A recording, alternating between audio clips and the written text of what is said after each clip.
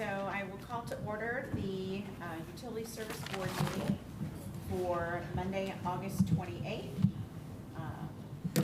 Are there any, I don't know if there's any public comment, or are there any petitions that need to come before the board that would like to go first? I would. Okay, so I need to have a motion to amend the agenda to move that to the beginning. To move the petitions and communications? Yes. Because we also have a separate line item. So, okay, so I make a motion to move the petitions and communications to the beginning of the agenda. Okay. And friendly amendment to move up that separate line item that is the continuation of the person who was here last time, move them up to? Of the broad neighborhood sewer Yes. expansion petitioner follow-up. Yes, please. Great. Yes, so moved. So there is a motion on the table to move both of those agenda items. Is there a second? Second. All those in favor say aye. Aye. Aye. Opposed? Great. So I'd like to have our first group come up that was, let's have you guys do your presentation or update first. And that would be for the Broadview, this is the Broadview Neighborhood Sewer Expansion Petition follow-up. And that's Phil? Okay. So last time, the homeowner presented some concerns about their home not being served by a new service line with the sewer that was installed by CBU through a grant on the Ralston sewer project. As a staff, we went back and reviewed their concerns and looked at all the components of the project, and we would like to offer as a staff recommendation to go ahead and extend laterals to the right-of-way for these properties. If you look at what the grant agreement said, it said that if the grant funds ended or ran out, then the CBU agreed to finish the project. And so we feel like our goal of the project was to provide sewer service to these properties and to eliminate septic systems in this older neighborhood where they were failing, causing issues with pollution into the stormwater system. So our recommendation is, based on the way the original project was set up, that we just go ahead and handle the connection and extend those to those properties. There's three, we believe there's three properties on this section that could potentially want to be connected. Two, I believe, are currently requesting connection. So that's our recommendation. Thank you. Sounds like a good solution. Kirk, is there a question or comments? Well, my comment is that I'm glad we had a chance to review this and look at the fine print and justify this kind of exception to what we normally do, because some smart people before us said we need to get this project done and we'll write it this way, and now we can drive forward with this since we've found that language. We tried our best to communicate a lot to the neighborhood. I know that different staff members, Holly and Vic and others, were at neighborhood association meetings to try to share, whose home would be served and where the extents of the projects were. But I think where we failed a little bit is we should have reached out to the questionable properties where we weren't sure if we were going to be able to serve them, where we knew they were going to have to pump, and at the time we did not have a connection that was approved for that.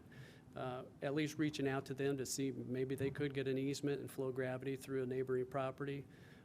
Might have started this process sooner in time to get it within the grant, but that's something we don't do those very often, and so that's just something we overlooked. So. Jim? I can't see. Is Maggie there? Yes. Thank you for coming in last time. We appreciate it.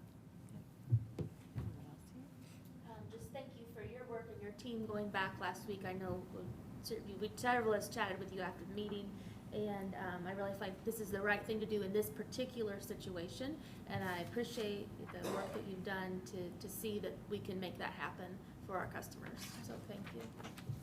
Questions?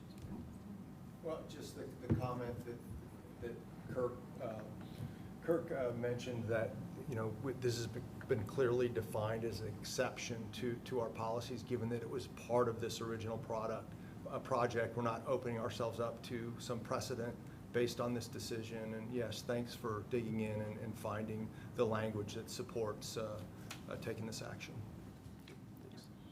And I think my question is probably the question that's on their minds. When is this going to happen? How quickly can we get our teams out there to make this correct? Yeah, that's a question for T&D. Of course, I don't do the scheduling with them, and James is not here this week, so I don't know that. But we'll follow up. Nancy is our new service coordinator. We can work with Nancy to coordinate with T&D. If there is a way that we could expedite it and get these folks in with the services that they need, that should have, by the contract, been provided, I think that would be a good idea. So, We will do it.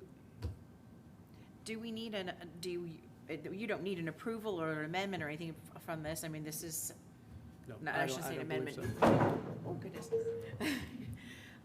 You don't Well, need any vote since from we the are board on this. extending- I think we should have a vote, since this is an exception in Okay. finishing out this grant that was a project years ago. So is there a motion to approve the sewer expansion project? So moved. Second. All those in favor, say aye. Aye. Opposed? Thank you you. very much, thank you. All right. So now there's more. So now public comment. there is another, as I understand, there's another gentleman here that has a project that he'd like to discuss with the board. Yeah. And if you'll just state your name for the record, it does not echo in here as a microphone. The microphone is hooked into the CAT system. So if you're thinking we Oh, can't okay. hear you, it's just, they're kind of here for the television. Right, filmography. My name's Bill Adam. I live at 2225 South High Street, and I'm here to discuss the Jackson Creek Phase 2 trail extension. During this project, my water line had to be rerouted, and that entailed 30-yard trench, 2.5 feet deep. I've sent pictures to Mr. Frank. And are they going to appear? Okay. And during this process, electricity to one of my barns was eliminated. All the gravel washed down my drive. My entryway was covered in mud. There's the electricity. There's the bulldozer. And it was just generally a mess. And it remains a mess. I've talked to everybody about this. I've talked to Public Works. I've talked to the mayor. You guys are my last hope. When I discussed this with Mr. Ayton in April, wow, it's hard for me to look at the pictures even. In April, he said that everything was copacetic with the Jackson Creek Phase 2 project. Everything was done that could be done. I disagree with that. And he threw you guys promptly under the bus. He said it was a CBU issue. Well, to me, it would be the director of the project, which he was, to rectify the situation. It hasn't been rectified. I talked to Mr. Wason, and he said the trench doesn't exist. I'm telling you, it exists. It's in my front yard. It has been for 2.5 years. No one seems to want to take care of the trench. That's fine. I just really rely on you guys to come up with an alternative, and plus half of you guys live very, very close to me. Not quite adjacent, but I know many of you. The property's become an eyesore. The yard's not maintainable due to the trench. I just wish for your providence and guidance concerning this.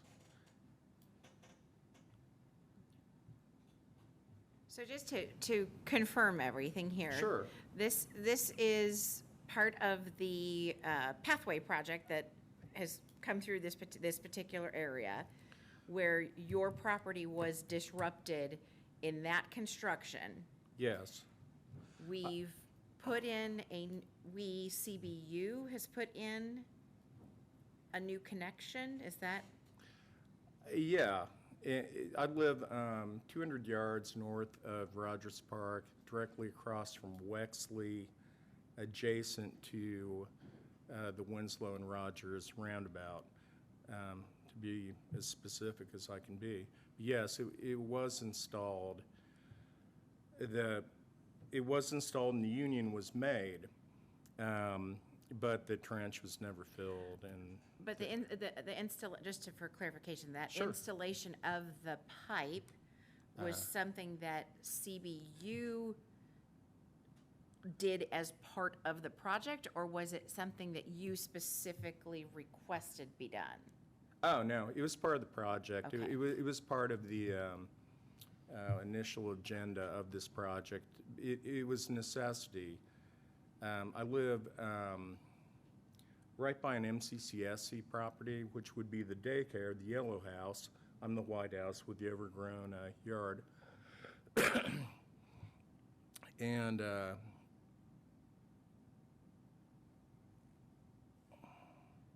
I really just don't know what more to say. It's been 2.5 years. I'm not getting any treading whatsoever with Public Works, and I would like it repaired. Optimally, the greatest thing I could possibly have is a water meter installed, it turned on to make sure that the union was correctly made prior to it being filled and graded. So you have currently no running water to your house? No, I don't. And haven't had it for 2.5 years? Actually, more than 2.5 years. And this is where it gets complex. We used to own the house that is now a daycare, the yellow house. And so that water main was there before. But now, so assuming that, it would run from that house or from child's school in a southeasterly manner underneath a driveway I have and across a bunch of municipality or MCCSE pavement. So when confronted with a new project coming in, I welcomed it because my water main had ruptured. And so at this point, it was going to cost something like $25,000, $30,000 plus a great number of permits to get this accomplished. Well, at this point, I'm like, I can wait 1.5 years. And, because I don't have the money to fix it. And so it happened, and then I thought everything would be rectified in a timely manner, but it just hasn't been. And, to the point, like I said, Mr. Wason denies there's a trench there. So it's really become complex. Okay. Yeah. Are there other questions? Ms. Megan? So to confirm, you do not have running water to your home? No. And you do not have power in your barn because it was cut during this project? During the excavation Okay. process, yeah. It has been restored? No. No, okay, so and then the trench is running through your property that was not there before? The what? You said there's a trench going through your property that Oh, was not there before? yeah, 30-yard trench from High Street. So this would be going almost directly to the east for 30 yards, and then it would take fundamentally a dramatic turn, to the south. Okay, thank you. You're welcome. Any other questions? So, Mr. Adam, your specific request then would be to have the water connected with the meter, Yes. turned on to make sure everything works, Yes. and then the trench filled in afterwards. Is that what I heard you say? Yes, absolutely. I think that's reasonable. Thank you.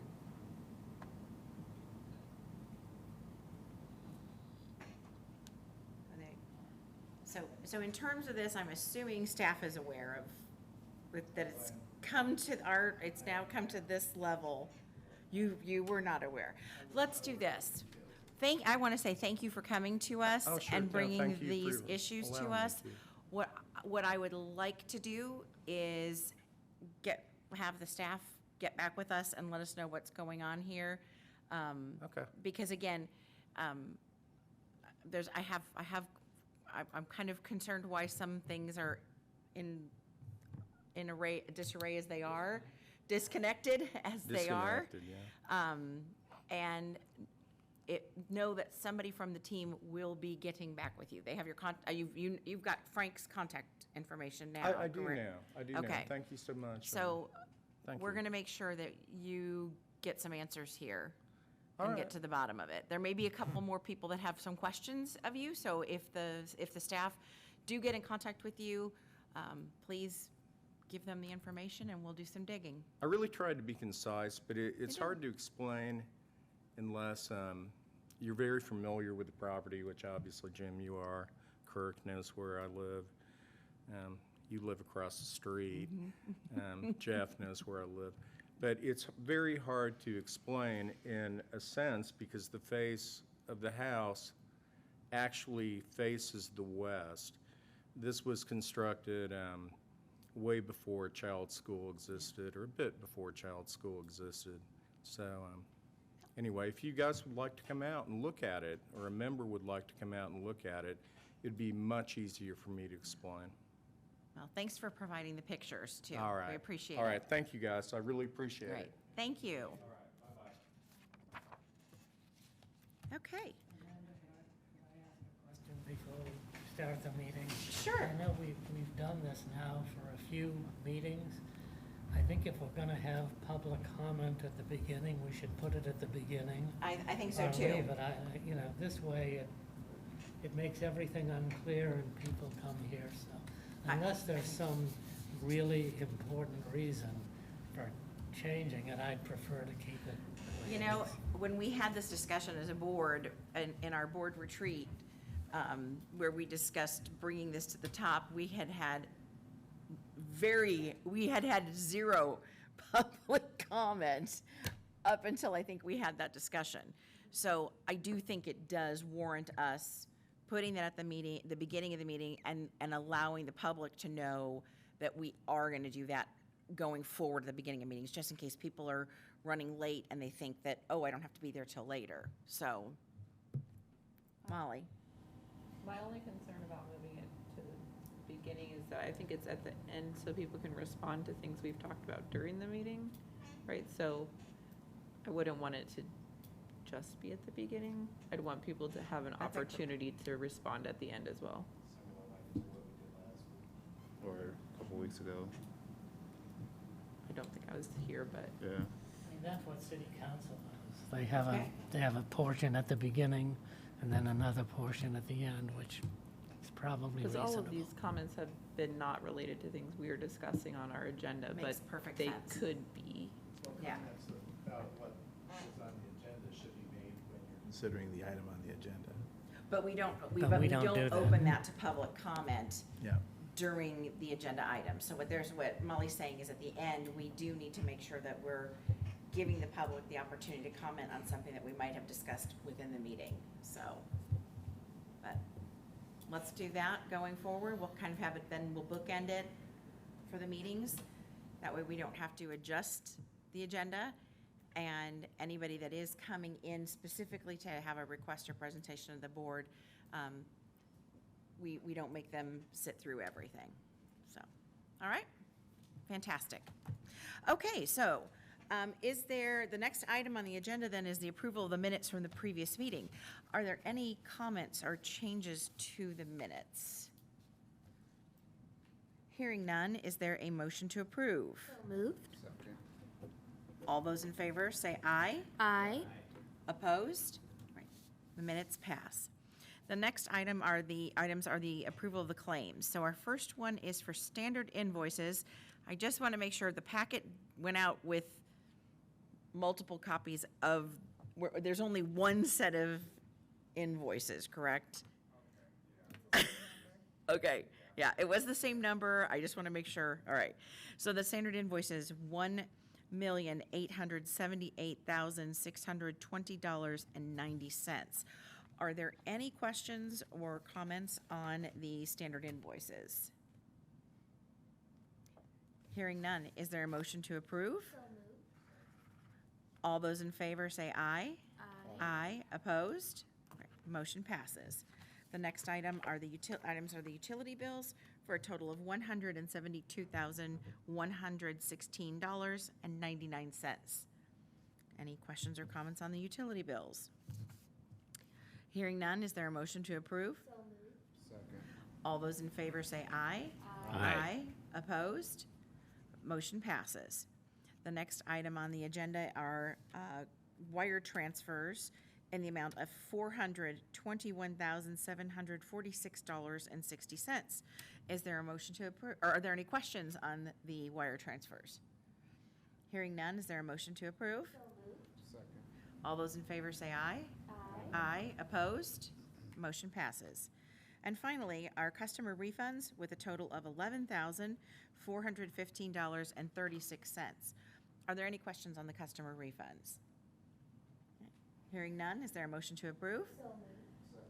All those in favor say aye. Aye. Opposed? Great, motion passes. The next item is the approval of the consent agenda, and that is Vic. Utilities Director, I'm happy to bring tonight's consent agenda totaling $19,850. The first item is to Power Washer Plus. This is for power washing the exterior of the Monroe plant. This totals $15,870.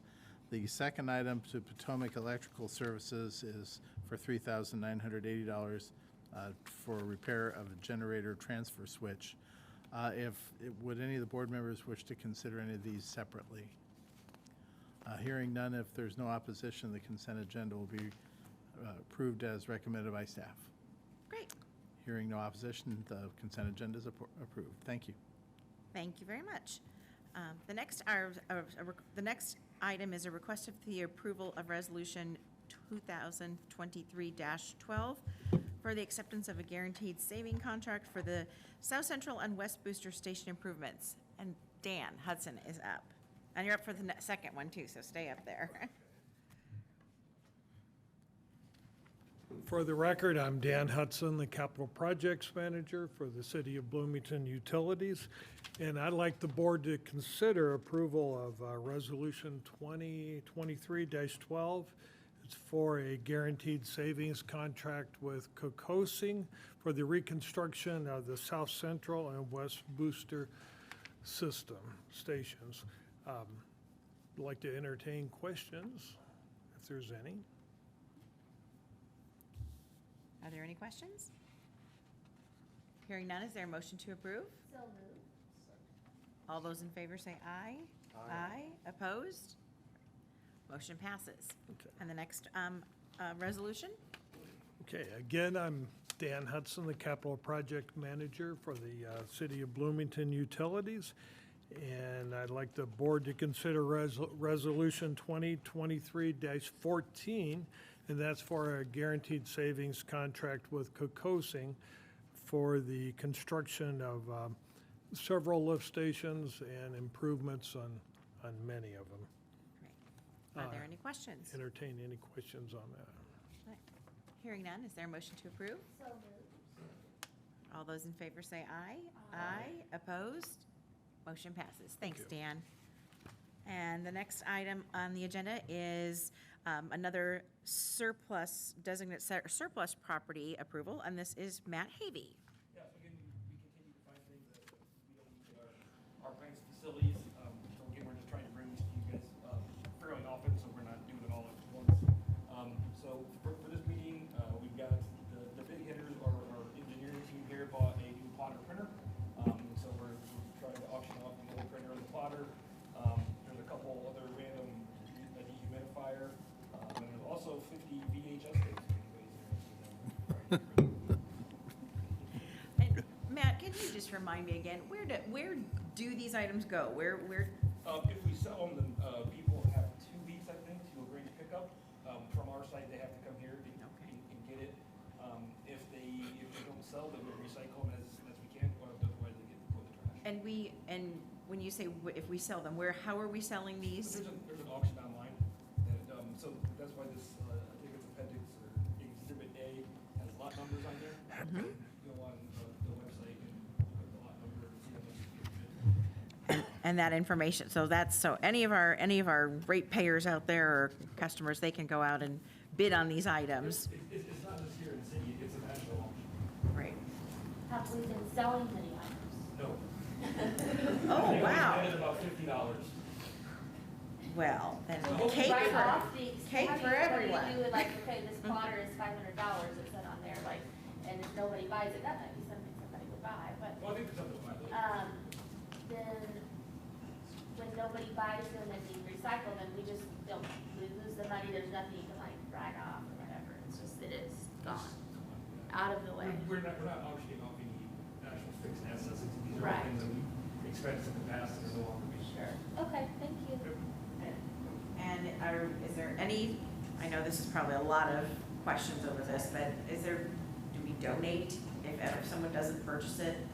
Do we Well, donate yeah, something we'll do to, that. like, I'm thinking about this, digital camera that might be, one of the schools could use it No, I for. don't think so. No, okay, it's not worth it, okay. Come on, it's a digital camera, Put everybody it has on the those, right? Facebook site, Yeah. great social media. Anyway, I don't think anybody at any school in 2023 would know what that is. Okay, very good, that's good, just that and the VHS tapes, so, yeah, okay, perfect. Yes, You Kurt? know what? My daughter, Oh. senior at IU, demanded that I let her have my digital camera so she could take it to Europe with her last summer. They've come back, they're retro. Who knows, this might get, yeah. Well, tell her she can go online and Yeah, bid on this, You so, just never know. great, all right. Any other questions about this? Sorry, Matt, I had to ask. Is there a motion to approve? So moved. All those in favor say aye. Aye. Aye, opposed? Motion passes. All right, we now have a request for the professional service contract with Weddle Brothers and Kevin White. No, not Kevin White. It's Phil Peden. Kevin White's fishing somewhere, and I hope he caught the big one. But Well, so I get to be good. here for him. Phil Peden, Engineering Department, and that digital camera was in my engineering drawer, and I kept it in there. Somehow I inherited it around. It took a 3.5-inch hard floppy disk as the. So I think even if you took a photo, you would never get it off of there. Yeah. That's awesome. Yeah. I love it. I'm glad that you kept that in your Yeah. desk for so long. Yeah. Okay, this contract with Weddle Brothers for $25,900, and the engineering department, the staff here at the utilities department has a lot of experience with utilities. We don't on building buildings, and so we have a little bit, but not a lot, and we need some experts in this area. We also don't have a lot of experience with demolition projects as well. So Weddle Brothers is a company that's been in town for a long time, and they have a lot of experience with this. They've worked with the city, other city departments. They did the mill. They're doing some projects in Trades District for the city. The two representatives we have here tonight are Chris Cioli and Kelly Abel. If you were in the subcommittee meeting, you saw how much experience they have, what they bring to the table with their knowledge and wisdom. And so Chris spent a number of years with MCCSC as facilities manager and was instrumental in the Tri-North project, if you've seen that new building. And so they come with a lot of good experience to help our project. This is for a construction management agent, and they will help with the preliminary project planning and estimating and assisting with the development and review of those RFQs and scheduling assistance. So just some of those components to help us through this next phase. At a later date, once we get closer to construction, they will also be involved, and that will be a different contract.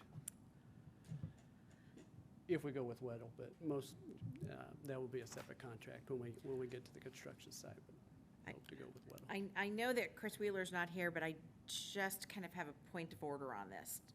Do we not need to have the subcommittee report done first with approval from the board before we, They do talk to each other. You don't have to.